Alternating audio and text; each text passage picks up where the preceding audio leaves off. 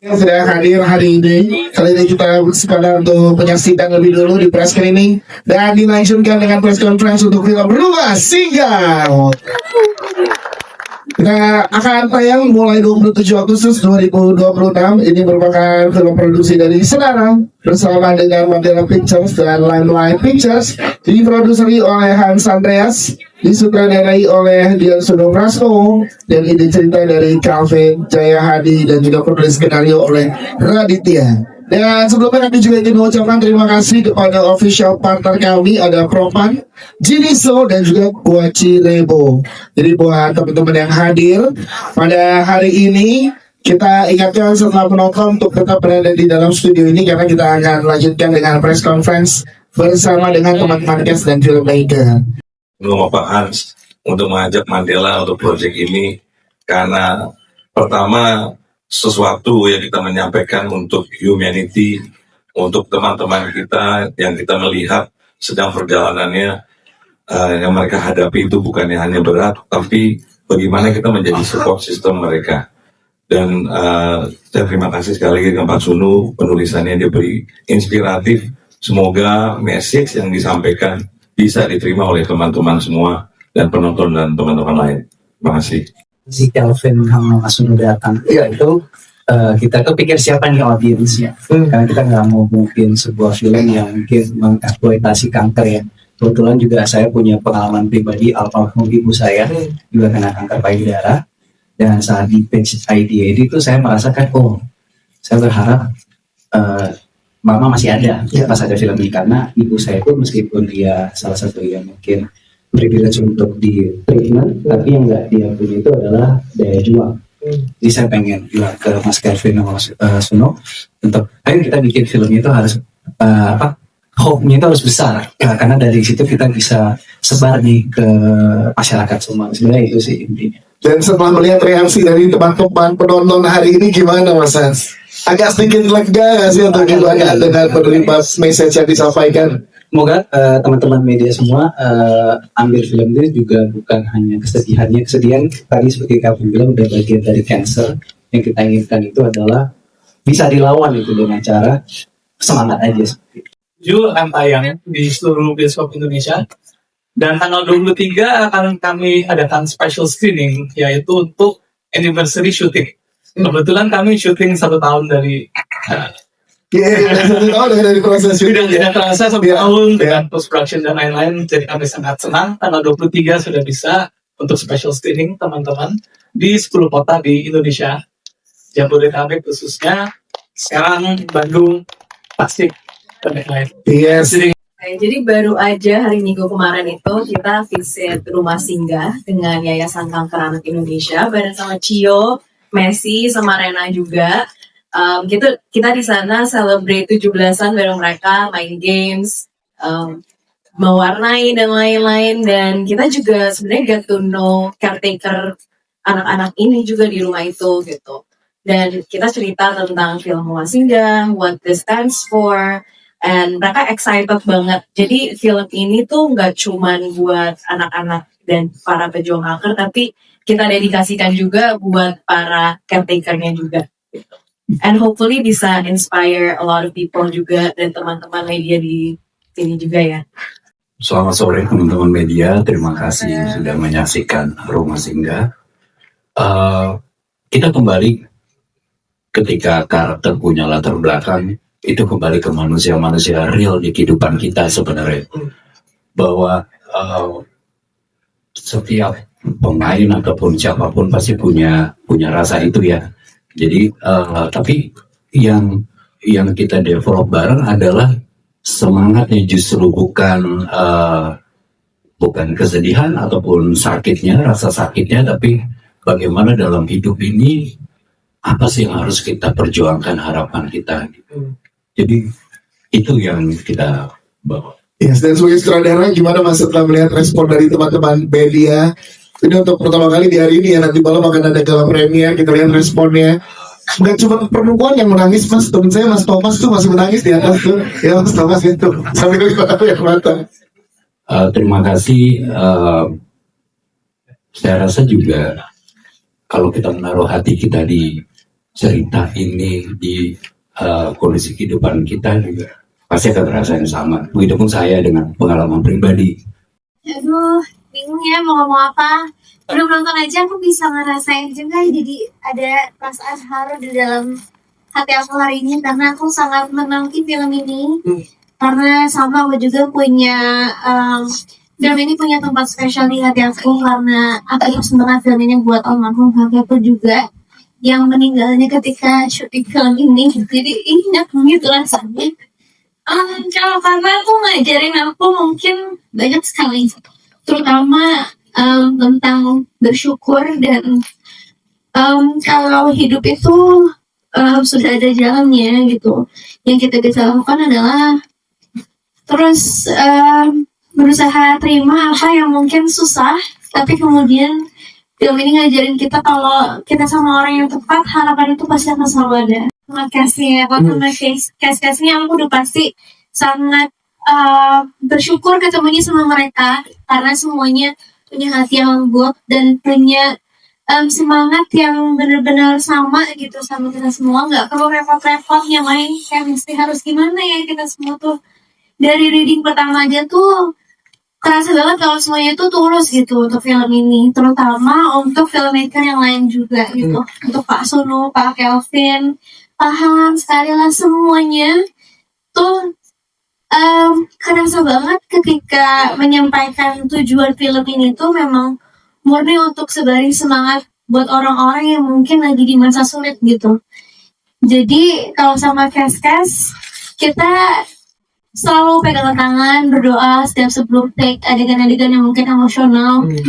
Sampai akhirnya banyak juga adegan yang kita take yang apa sih yang kita berantem itu. Kita sampai sesudahnya kita masih kebawa perasaan banget karena saking gak mudah semua scene di film ini. Makanya semoga nanti bisa sampai ke hati kalian semua karena kita sangat merasakan film ini. Pelajaran justru adalah lagi-lagi senyuman yang pernah hilang walaupun kondisi yang sangat tidak memungkinkan bahwa kami senyum gitu. Itu yang justru menjadi poin pertama ketika kami juga riset karakter ini gitu. Betapa terasa jujur dan organiknya skripnya sehingga membuat kami juga terasa sangat sulit untuk menyampaikan perasaan sebenarnya. Jadi yang kami kasih justru bukan soal acting lagi tapi soal jujur. Itu yang menjadi poin pertama dan poin plus kami untuk membawa dari day one kami syuting sampai terakhir bahwa kami akan tetap berusaha untuk senyum walaupun hati kami nggak, ya hati kami udah baik-baik aja gitu. Ini udah mau tapi ya semoga harapan saya juga film ini juga bisa menyentuh hati kalian dan kami butuh suara dan support dari teman-teman media semuanya untuk bisa menyuarakan film ini. Film ini punya banyak nilai yang bisa diambil, motivasi yang sangat-sangat luar biasa yang mungkin menyentuh hati teman-teman di luar sana yang belum menonton. Dari awal kami reading, kebetulan dari produser kami dan saudara kami juga pengen banget Surat Hati ada di film ini gitu, dan aku juga sangat senang banget karena Surat Hati ini adalah lagu yang ternyata menjadi stream yang paling banyak di Spotify. Yes. Jadi bersyukur banget. Ternyata juga setelah kami syuting, setelah kami juga menonton, ternyata lagu ini sangat relate dan juga sangat menyentuh di filmnya gitu. Tapi nggak tahu teman-teman gimana? Oke, Mantap. Oke, alhamdulillah. Alhamdulillah. Dibawakan langsung katanya nanti malam. Nanti malam bawakan langsung. Selamat sore semuanya, terima kasih sudah hadir di sini. Iya, karakter Tuan ini sebenarnya jauh sekali dengan aku di dunia nyata ya. Malah kita udah ngomong berkali-kali, aku sama Devano ini sebenarnya kita sama reading kita cross observe. Jadi kita tuh tukeran peran sebenarnya. Sebenarnya karena aku tua aja sih, lebih diem. Customer dia juga kecicilan juga. Aku. Jokes aside, kalau dari Tony itu aku bisa belajar kalau orang yang menyembunyikan semuanya dengan humor, dengan candaan tuh sebenarnya mungkin they have something heavy inside. Itu mungkin bisa jadi coping mechanism aja itu. Aku lebih sadar itu dan benar kalau soal menghargai hal-hal kecil tuh bukan dari karakter Tony-nya aja sih, tapi dari join project Rumah Singgah, kita pergi ke UI waktu reading ke Yayasan Onkologi Anak, melihat anak-anak yang ada di situ yang berjuang melawan kanker. Oh, it's so heavy for me to talk, sorry ya. Berjuang melawan kanker dan caregivernya juga, mereka tuh they're so strong, tapi mereka tetap they live on, mereka tetap senyum, tetap sekolah, tetap main game. Aku jadi belajar bahwa aku yang masih dikasih berkah sama Tuhan untuk bisa sehat, bangun pagi, beraktivitas, ngejalanin rutinitasku. What do I have to complain about? Yes. Dan juga lebih menghargai keluarga, teman-teman terdekat. Ya, setiap hari itu jadi semakin sadar dan it's a blessing from God, dan aku punya tanggung jawab untuk mencoba menjaga kesehatanku juga buat orang-orang terdekat juga. Kami terima kasih sudah mengapresiasi film kita semua di sini. Terima kasih untuk para cast dan production team, para produser juga yang telah memutuskan untuk membuat film yang indah ini ya. Indah dalam pengertian apa ya? Film ini mungkin berbicara tentang para penderita kanker ya, tapi sebenarnya lebih dari itu. Yang saya tangkap esensinya adalah ketika kita semua itu kan tiap hari pasti, apalagi di sini ya, tiap hari kayaknya survival mode gitu ya nggak sih gitu. Terus kayak kita harus selalu berusaha untuk terlihat tangguh, baik-baik aja. Gimana caranya supaya semangat kita tetap menyala gitu kan.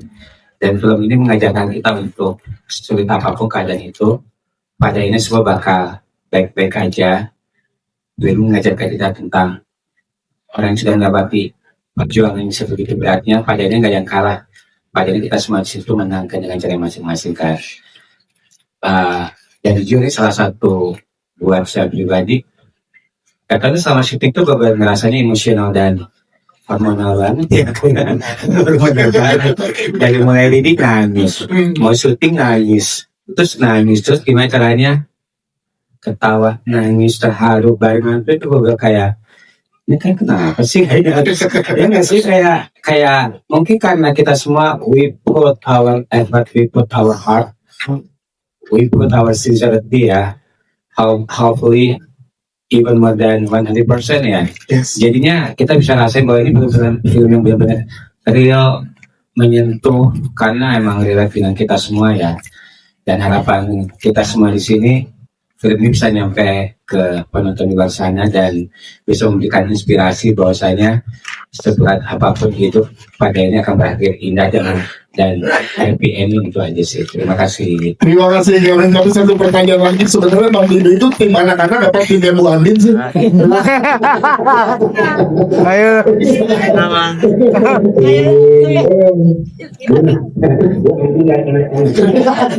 Tim dua-duanya karena society Cari aman. Sebenarnya menurut Tika, mimpi sederhananya dia itu justru nggak sederhana. Justru sangat berarti buat dia karena dilakukannya itu bersama-sama sama kakak-kakak di rumah singgahnya itu. Sama Kak Tony, Kak Carla, Kak Lucky. Jadi menurut Tika, mimpinya itu tuh sama sekali gak sederhana. Apalagi nih itu termasuk mimpinya Tika, wishlistnya Tika yang udah dia pengenin dari lama. Yes. Jadi itu sama-sama gak sederhana sih buat dia, apalagi kan dilakuinnya. Dan ini boleh dibantu tercapainya kalau udah datang ya. Tapi ada yang lain, jadi kita belum boleh spoiler. Ya. Ya pokoknya ya bareng-bareng, Bareng-bareng berjuangin mimpinya jualnya bareng-bareng. bareng-bareng gitu. Ya. Ya itu sama sekali sangat berarti buat Tika. Itu dia. Ya, pertama terima kasih banyak sudah mau datang mengapresiasi film ini. Untuk sebagai caregiver gitu, pertama itu memang harus menyiapkan hati yang seluas samudra dengan penuh kesabaran dan ikhlas, dan kita mentalnya harus lebih kuat daripada pasien yang kita jaga. Ya di sini sih terus terang saya lebih banyak ngambil dari pengalaman saya ngadepin jadi caregivernya Ria, jadi caregivernya suami saya yang dua-duanya juga meninggal karena kanker. Di sini Bu Andin juga menghadapi nge-treat Tika dengan yang gayanya yang beda, Lucky, Tony, Carla gitu. Jadi saya tuh ada pengalaman waktu Ria suatu saat dia bilang gitu, gue udah gak mau kemo, gue udah sempet kemo. Kenapa? Nggak aja. Di situ saya tuh rasanya tuh kayak ini kayak kok nggak punya harapan lagi gitu. Ya, saya berusaha gitu. Untuk nggak boleh gitu. Kita harus tetap berusaha selama masih diberi nafas. Harapan yang indah tidak boleh kandas. Itu di situ saya selalu mensupport. Dan di situ pentingnya sebagai caregiver yang harus mentalnya tuh harus lebih kuat dari pasiennya gitu. Seberapa mereka explore. Tapi tentunya kita udah punya kan karakter, latar belakang karakter gimana, itu tuh menjadi koridor buat para pemain gitu. Tapi intinya bahwa sebuah adegan selama kita taruh hati dan sama, rasanya sama, itu akan bagus. Di awal kami reading dan melewati proses workshop, kami rasa kami sudah bersatu sebagai keluarga. Itu yang ternyata menjadi penting dan pegangan buat kami selama syuting itu. Dari keluarga itu menjadikan bahwa perasaan-perasaan yang kami pegang untuk ke acting kami atau ke dalam frame itu terasa sangat jujur, karena kami kerasa bahwa kami pengen sangat saling menjaga di setiap harinya, di setiap menit, bahkan di luar kamera pun. Itu yang menjadi penting dan membuat film ini justru menjadi sangat mahal. Kenapa mahal? Karena kami punya perasaan yang jujur kami keluarkan di depan kamera. Itu. Agak di titik-titik tertentu tuh belum boleh nangis kan. Tapi kita pas syuting kita nahan nangis tuh beberapa kali, kayak udah pada nonton kan ya? Iya, tapi ada beberapa poin yang belum boleh di spoiler ya. Sebenarnya menurut aku karena Pak Sunung itu tidak pernah memaksakan kita kapan air matanya harus keluar. Jadi benar-benar aku merasa sangat dibebaskan. Terima kasih ya Pak. Sebagai guest sangat dikasih kebebasan kapan kamu benar-benar ngerasain itu. Mungkin kadang untuk adegan-adegan berat kita yang action sendiri gitu. Jadi itu sangat bikin kita mau kasih yang lebih dan ujung-ujungnya emosinya tumpah-tumpah jadinya. Air matanya tuh nggak bisa berhenti jadinya. Bener kayak kata Devano sih, kita tuh bener-bener udah jadi keluarga ya di sini ya. Jadi kayak logically buat aku yang paling berat harusnya kan pas adegan bucket listnya Tony kan. Iya. Tapi buat aku ketika ngejalanin bucket listnya teman-temanku yang 3 di sini itu juga sama beratnya, bahkan mungkin lebih emosional lagi gitu. Jadi ya kayak apa bahasa lo tadi, mahal karena jujur. Iya. Dikuat tuh nanti dikuat sama keluarga dia. Walaupun kalau kita lihat liriknya juga itu kan cukup ini ya, cukup menguras emosi juga gitu. Tapi notasi dan lain-lainnya memang feel good, karena itu yang kita harapin di akhir film ini gitu. Jadi bukan kesedihannya, tapi ayo kita peduli sama mereka yang berjuang di luar gitu. Nah itu rasa hangatnya memang feel good, itu yang kita inginkan di soundtrack ini gitu. Ya, terima kasih Mas Suno dan teman-teman. Kita kan nggak cuman yang mengidap cancer ya, tapi justru caregivernya, justru orang-orang yang sekitarnya yang dengan sepenuh hati tulus memegang tangannya, memberikan perhatian. Jadi memang semua ini kita nggak ngomongin cuman kesedihan ya. Ya udah, kita semua dalam kehidupan nyata kita mengalami itu kok. Saya pribadi juga sama. Cuman di sini kita memang semua yang berjuang, nggak cuman kayak tadi Bu Dewi bilang gitu, bahwa ini nggak cuman masalah, kita juga harus kuat sebagai caregiver ya gitu. Jadi itu yang membedakan. Dan ya semangat ya, kalau Ibu tadi lihat filmnya kan pasti ada perbedaan gitu. Memang ada legenda di Jepang, seorang anak kecil yang memang dia kena cancer. Nah dari situ tuh gitu. Jadi terlepas dari bagian dari riset itu juga kan di dalam film tentunya butuh mekanik, butuh ada semiotika, ya kan? Bahkan tahu ya, ada Pika, ada Devano dengan musisi. Jadi ada barang-barang yang memang punya arti, punya nilai di dalam perjalanan karakternya dia gitu. Itu Mbak. Yes, Semoga film ini dapat menggugah penonton film Indonesia bahwa kepedulian terhadap mereka yang berjuang di luar sana itu harus disupport gitu, dan semoga film ini membawa suatu pesan yang kebaikan yang cukup dalam ya, cukup di hati para penonton, dan semoga sukses. Amin. Amin. Terima kasih.